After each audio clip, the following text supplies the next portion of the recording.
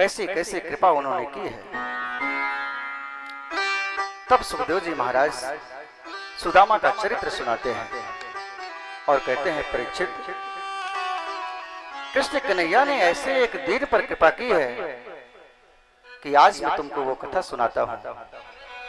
और कहते हैं, कृष्ण स्यादि सखा कश्चित् ब्राह्मणो ब्रह्मवेत्तमः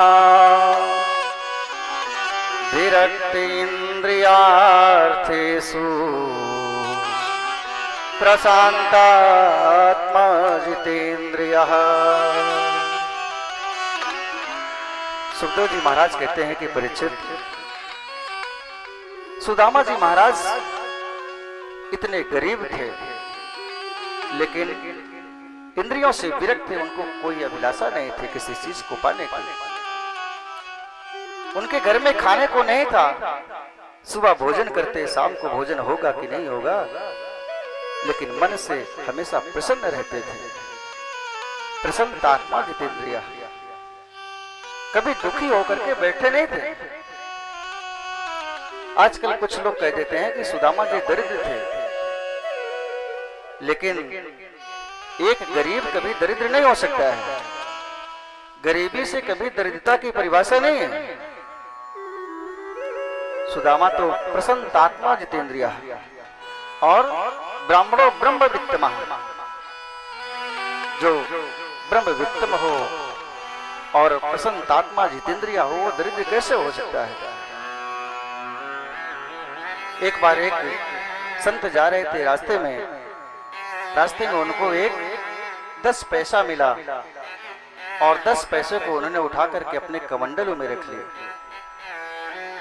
संत ने कहा, मुझे कोई दरिद्र मिलेगा तो ये पैसा मैं उस दरिद्र को दे दूंगा।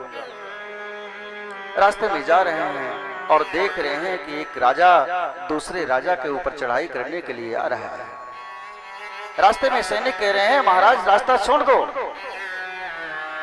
संत पूछते हैं कि रास्ता मैं क्यों छोड़ दूं?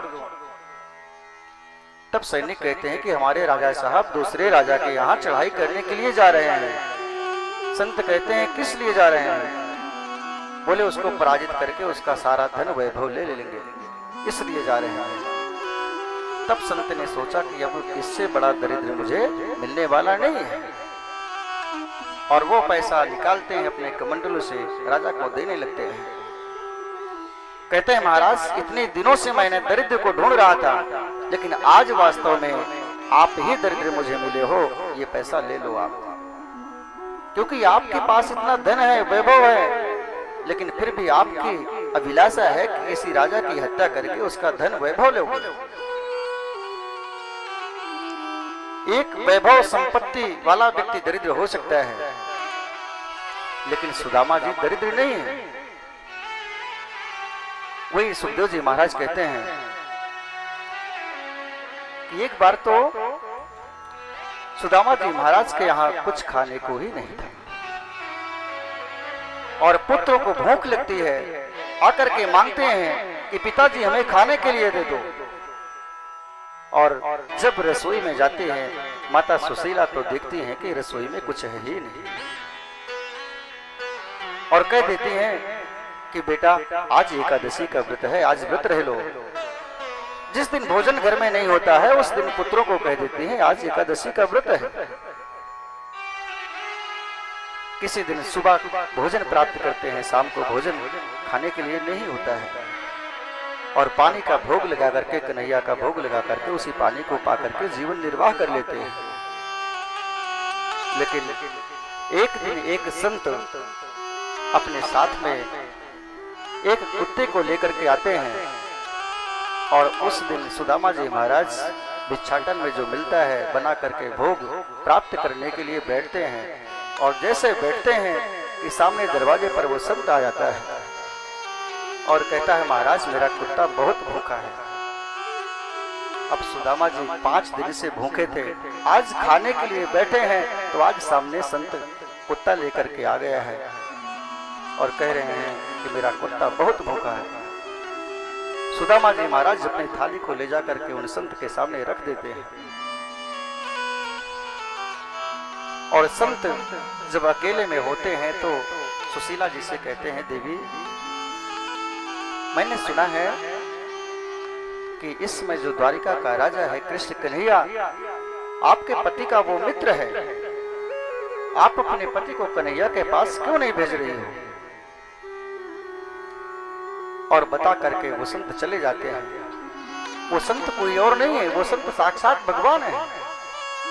सुशीला को जब पता चलता है कि द्वारिकाधीश मेरे पति के परम मित्र हैं, तब आती है सुदामा के पास, चरणों में प्रणाम करके कहती है, स्वामी मुझे आज पता चला है कि कृष्ण कन्हैया द्वारिकाधीश आपका मित्र है।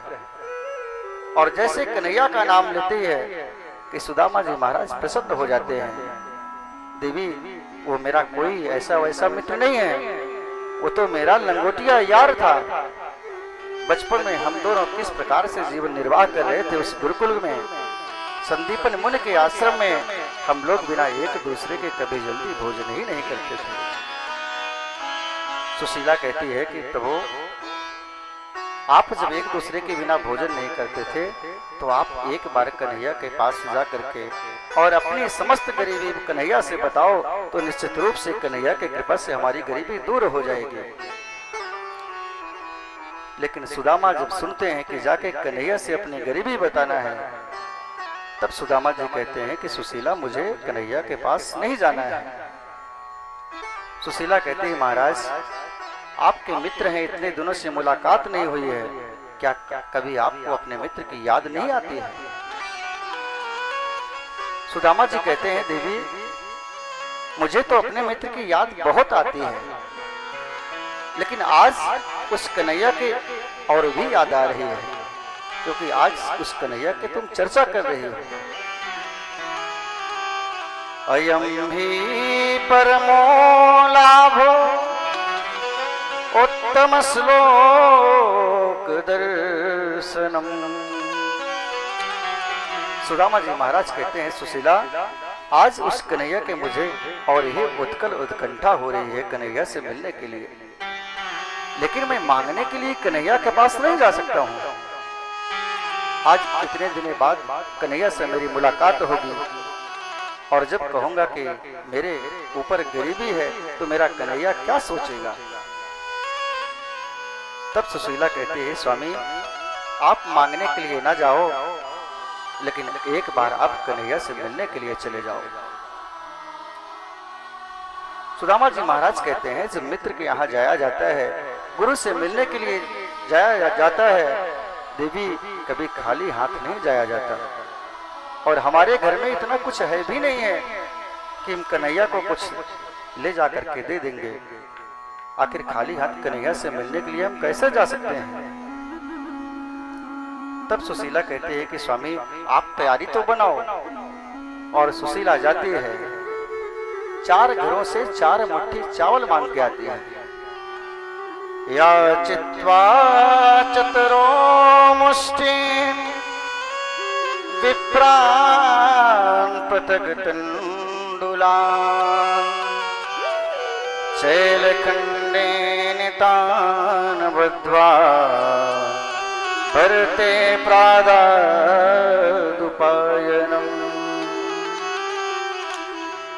सुशीला दौड़ करके जाती है और 4 घरों से 4 मुट्ठी चावल लेकर के आती है। अब तो सोचती है कि मेरे पतिदेव इतने विरक्त हैं, ये कन्हैया से कभी अपनी गरीबी तो बताएंगे नहीं, लेकिन हमारी गरीबी कन्हैया को कैसे पता चलेगी? अगर सुशीला चाहती तो एक घर से भी 4 मुट्ठी चावल ले सकती थी, लेकिन आज 4 घरों से मांग रही है और 4 मुट्ठी चावल, क्योंकि चारों घर का चावल अलग अलग है। और जब कन्हैया देखेगा कि 4 मुट्ठी चावल अलग अलग घरों से है, अलग अलग चावल हैं, तो निश्चित रूप से अलग अलग घर से होंगे। और ऐसे वस्त्र में लपेटती है जो वस्त्र 5 जगह से फटे हुए होते हैं, कई जगहों से सिले होते हैं, और एक छोटी सी पुटकी बना करके सुदामा जी महाराज को दे देती है और कहती है महाराज जाकर के कन्हैया से मात्र हमारा एक संदेश कह देना और हमें कुछ नहीं चाहिए। सुदामा जी महाराज कहते हैं देवी कौन सा संदेश है? तब सुशीला बोलती है एक मास दो पक्ष में दो ही एकादशी हो, मेरे घर में शाम जो नित्य एकादशी हो। सुशीला कहती है महाराज बस एक संदेश जाकर के कन्हैया से कह देना कि एक महीने में दो पक्ष होते हैं और उस महीने में मात्र दो ही एकादशी होती है, लेकिन जिस दिन हमारे यहाँ खाने को नहीं होता है उस दिन एकादशी का व्रत मान करके अपना जीवन गुजार लेते हैं। अब तो सुदामा जी महाराज उस चावल के पुटकी को लेकर के चल रहे हैं। चलते चलते पैर में कांटे चुभ रहे हैं, बीमारियों से पैर फटा हुआ है। अब तो ऐसा लग रहा है 6 महीने गुजर गए। सुदामा सोच रहे हैं कैसे जा पाएंगे, और देखते हैं कि रास्ते में एक नदी पड़ जाती है। अब नदी कैसे पार हो? नदी के किनारे बैठे हैं और एक नाविक आता है, पूछता है भैया आप नदी पार करोगे क्या? सुदामा जी कहते हैं महाराज मुझे नदी तो पार करना है। और जैसे आधी नदी में ले जाते हैं, नाविक पूछता है भैया आपके पास उतराई देने के लिए कुछ है? सुदामा जी महाराज कहते हैं कि मेरे पास उतराई देने के लिए कुछ भी नहीं है। नाविक कहता है भैया यदि आपके पास उतराई देने के लिए नहीं है तब तो मैं आपको उस पार नहीं ले जाऊंगा। सुदामा जी कहते हैं भैया मेरे पास तो कुछ नहीं है, यदि आपको कुछ लेना है तो मुझे आप बाहर ही उतार दो, मुझे उस पार नहीं जाना है। लेकिन नाविक उनको पार लगाता है और जैसे घाट पे सुदामा जी उतरते हैं, इतने थके होते हैं, सोचते हैं कि कन्हैया की नगरी मुझे कैसे मिलेगी। और जैसे उनकी सो जाते हैं वहीं पर, सुबह होती है, नींद खुलती है तो देखते हैं कि सामने तो द्वारिकाधीश का महल दिख रहा है और वहां पर लोग जय श्री कृष्ण कह रहे हैं। जाते हैं द्वार पे, पूछते हैं भैया किसकी नगरी है? लोग बाग बताते हैं ये तो हमारे द्वारिकाधीश कृष्ण कन्हैया की नगरी है। और द्वारपाल से कहते हैं कि भैया हमें कन्हैया से मिलने के लिए आप लोग अंदर जाने दो। द्वारपाल कहते हैं महाराज हम आपको कैसे जाने दें? सुदामा जी महाराज कहते हैं कोई घनश्याम से कह दो तुम्हारा यार आया है, तुम्हारा यार आया है। कोई घनश्याम से कह दो तुम्हारा यार आया है, तुम्हारा यार आया है। कोई घनश्याम से कह दो तुम्हारा यार आया है, तुम्हारा यार आया है।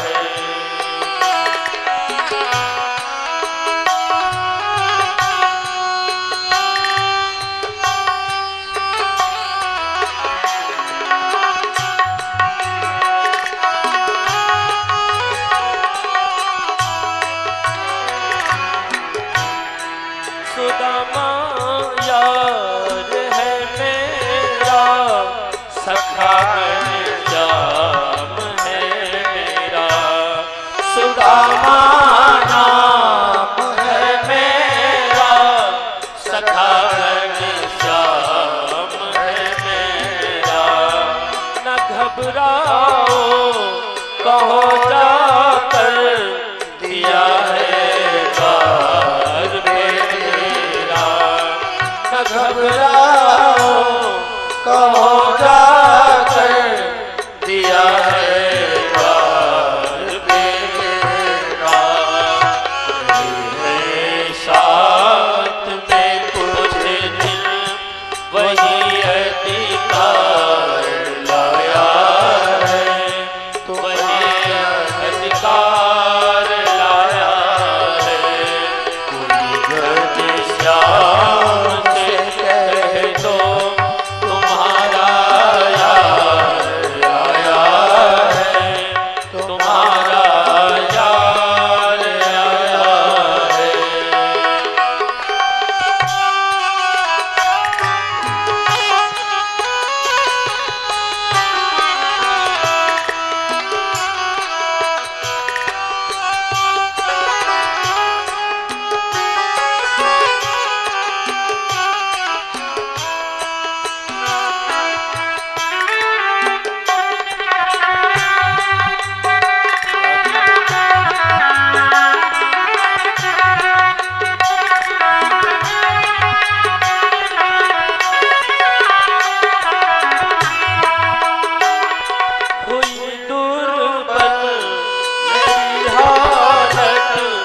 पड़े हैं पाँव में छाले।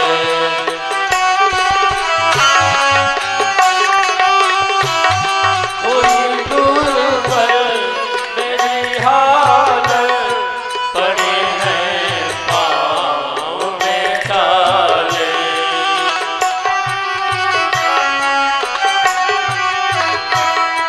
निहारो कौन आया है, अरे ओ द्वार का माली। निहारो कौन आया है, अरे ओ द्वार का माली। सारा आपका भैया छोड़ संसार आया है, छोड़ संसार आया है। घनश्याम से कह दो तुम्हारा यार आया है, तुम्हारा यार आया है। घनश्याम से कह दो तुम्हारा यार आया है, तुम्हारा यार आया है, तुम्हारा यार आया।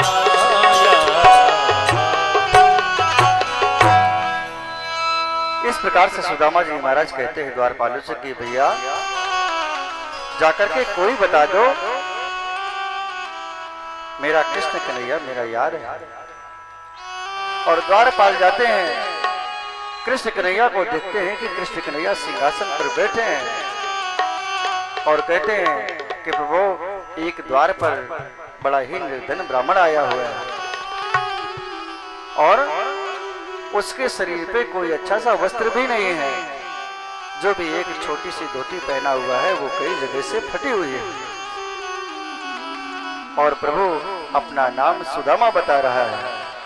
जैसे कृष्ण कन्हैया ने देखा कि सुदामा मेरा मित्र आ गया है, वैसे अपने सिंहासन से दौड़ पड़ते हैं। अरे सुदामा सुदामा सुदामा कह के दौड़ पड़ते हैं। कभी इस खंबे से टकराते हैं, कभी उस खंबे से टकराते हैं और बिना चरण पादुका पहने ही दौड़ पड़ते हैं। द्वारपाल देखते हैं कि ये कौन आ गया है कि हमारे कृष्ण कन्हैया द्वारिकाधीश उससे मिलने के लिए दौड़ रहे हैं द्वार की तरफ। और उद्धव जी भी बैठे हैं, ये कौन ब्राह्मण आ गया है। शीश पगन जगतन में प्रभु जाने को आई बस यही रामा।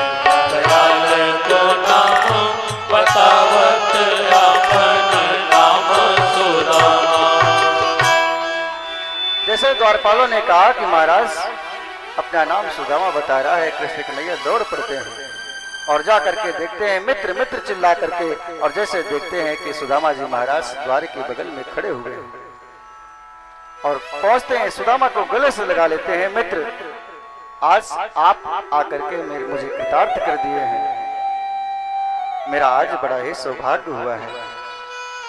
मित्र मुझे कितना आपकी याद आती थी, कम से कम आज आप मेरे घर में तो पधारे। और लाते हैं सुदामा जी महाराज को अपने सिंहासन पर बैठा देते हैं।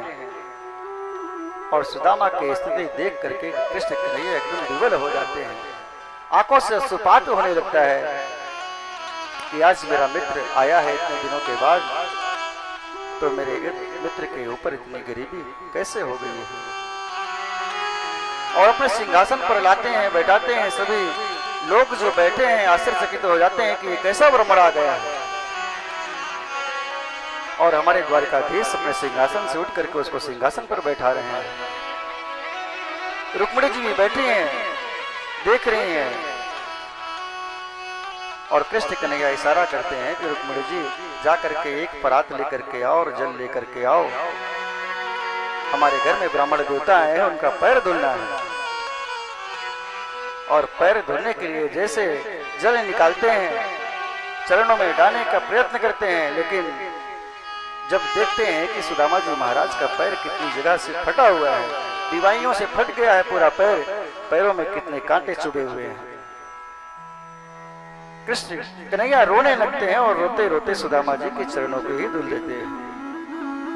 ऐसे बेहालो बेवायन सोपग कंटक जाल लगे पुनि डोरे, आए दुख पायो सका तुम आए इतना कि कहते न कोई, देखी सुदामा की दीन दशा, देखी सुदामा की दीन दशा, करुणा करके करुणा निधि रे, पानी परात को हाथ छुए नहीं, नैनन के जल से तक रोए, पानी परात को हाथ छुए नहीं, नैनन के जल से तक रोए, नैनन के जल से तक रोए। कृष्ण कन्हैया जैसे देखते हैं कि सुदामा जी महाराज का पैर कई जगहों से दीवाइयों से फटा हुआ है और पैरों में इतने कांटे चुभे हैं, देख करके आंखों से अश्रुपात होने लगता है और सुदामा जी का पैर ही धुल जाता है।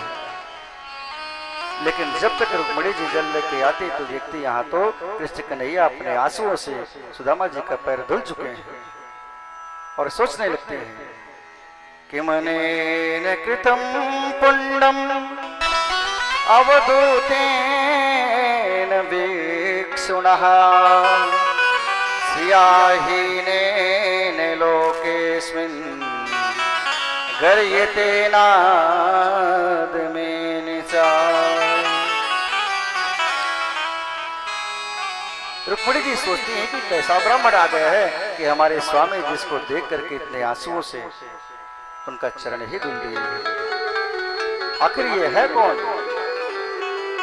रुक्मिणी जी जल लेकर के आती हैं, कृष्ण कन्हैया और माता रुक्मिणी सुदामा जी के चरण जल से भी धुलते हैं और कृष्ण कन्हैया कहते हैं कि ये जो ब्राह्मण है इसका जो चरणोदक है ये समस्त द्वारिका में इसको छिड़कवा दो, समस्त महलों में छिड़कवा दो। और रुक्मिणी जी जाती हैं, सुदामा जी के चरणोदक को समस्त घरों में छिड़काव करती है। अब कृष्ण कन्हैया सोच रहे हैं कि सुदामा जी यहाँ तो सभा में बैठे हैं, बचपन की बातें अपने मन की बातें कैसे हो सकती हैं। इसलिए सुदामा जी महाराज को अंतापुर में ले जाते हैं कि भैया चलो आप बहुत थक गए होंगे, और ले जाकर के बिस्तर में सुदामा जी को लिटा देते हैं, उनके चरणों को दबाने लगते हैं। रुक्मिणी जी देखती है कि हमारे स्वामी इस ब्राह्मण के चरणों को दबा रहे हैं, तो जा करके सुदामा जी के एक चरणों को रुक्मिणी जी भी दबाने लगती है और कहते हैं कृष्ण कन्हैया कि भैया बचपन में आप कहते थे कि मैं विवाह नहीं करूंगा, आपने अभी तक कोई विवाह किया है कि नहीं किया है। सुदामा जी महाराज कहते हैं भैया विवाह करने की इच्छा तो मेरी नहीं थी, लेकिन एक जो है मेरी धर्म पत्नी सुशीला है, उसी के साथ मेरा विवाह हुआ है। कन्हैया कहते हैं कि भैया यदि आपका विवाह हो गया है और भाभी जी आ गई हैं तो निश्चित रूप से मेरे लिए कुछ ना कुछ जरूर भेजी होंगी, और कुछ लाई हो तो आप मुझे दे दो।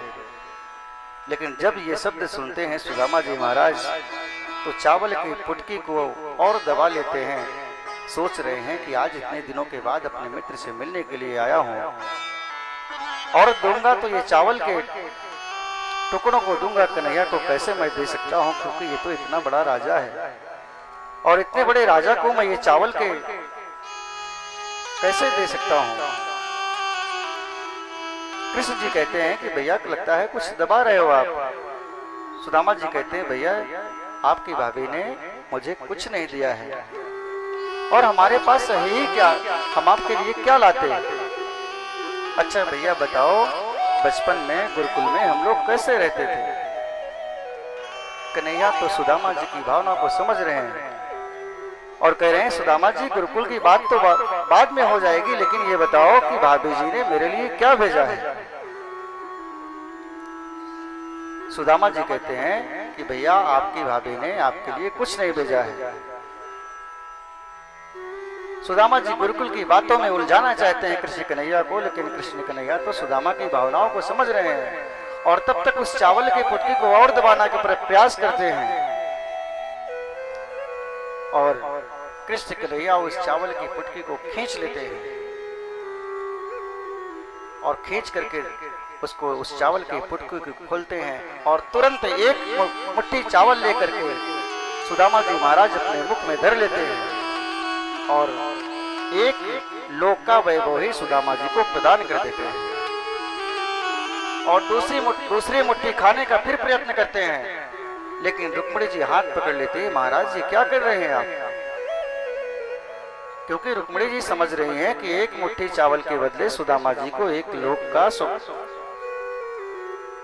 लोक का वैभव ही मिल गया है।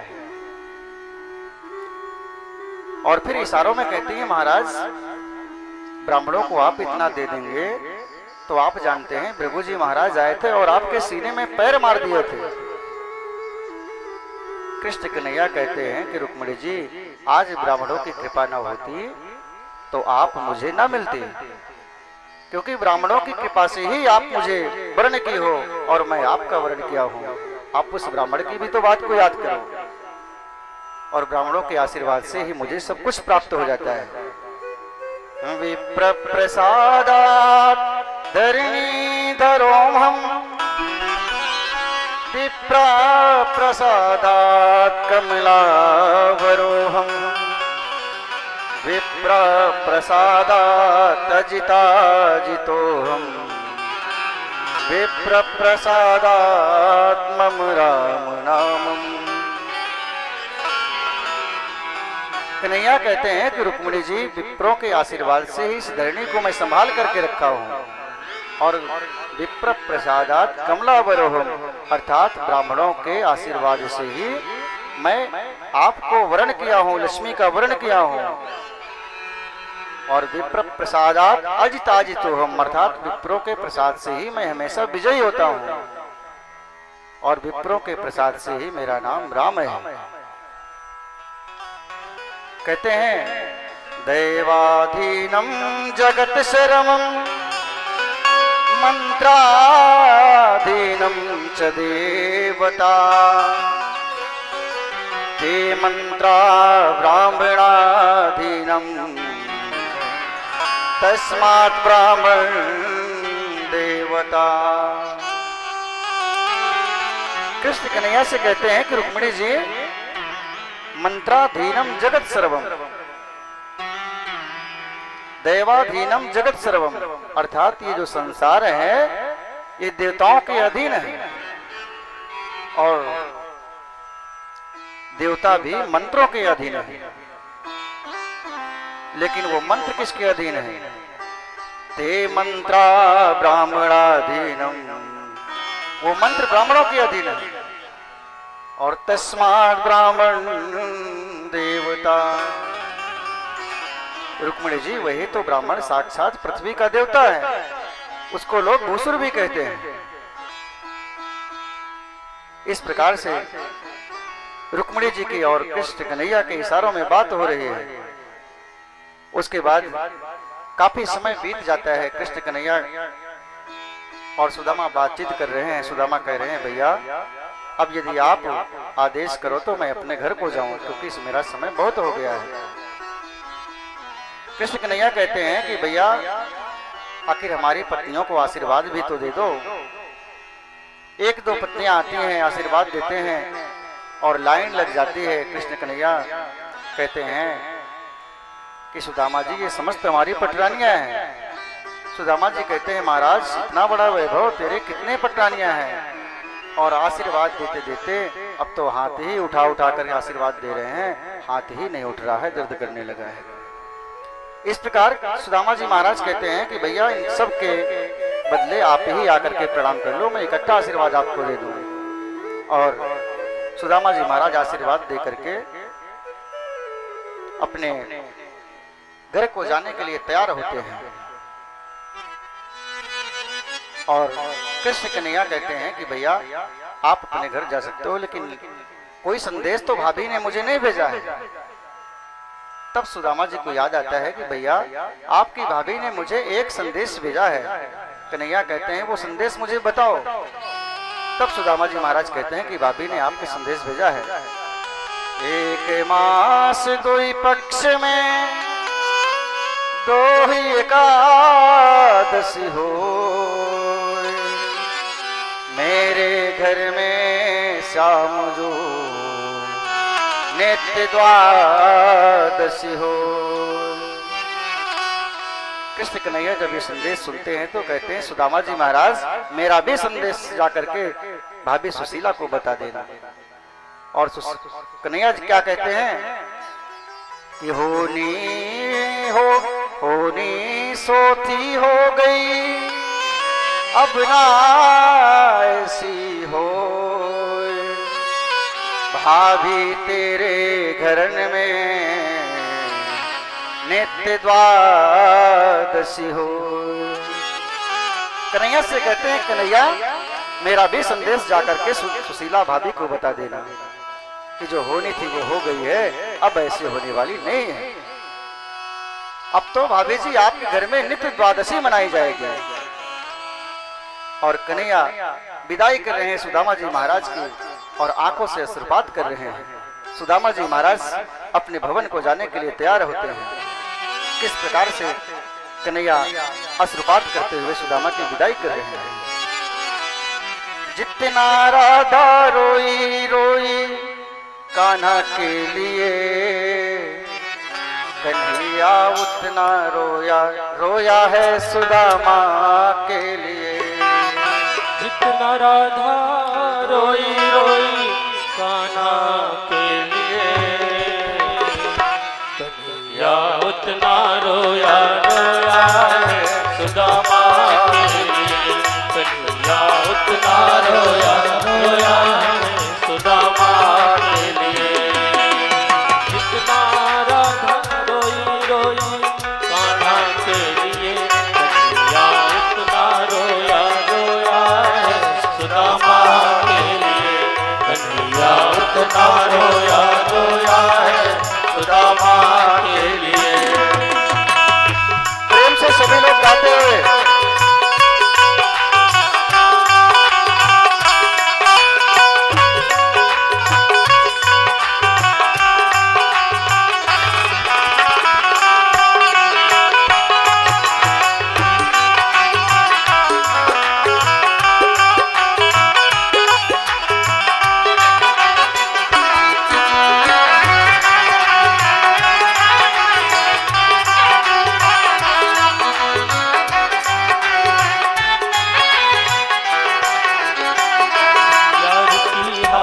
देखी उसकी हालत पे रोया, यार की हालत देखी उसकी हालत पे रोया।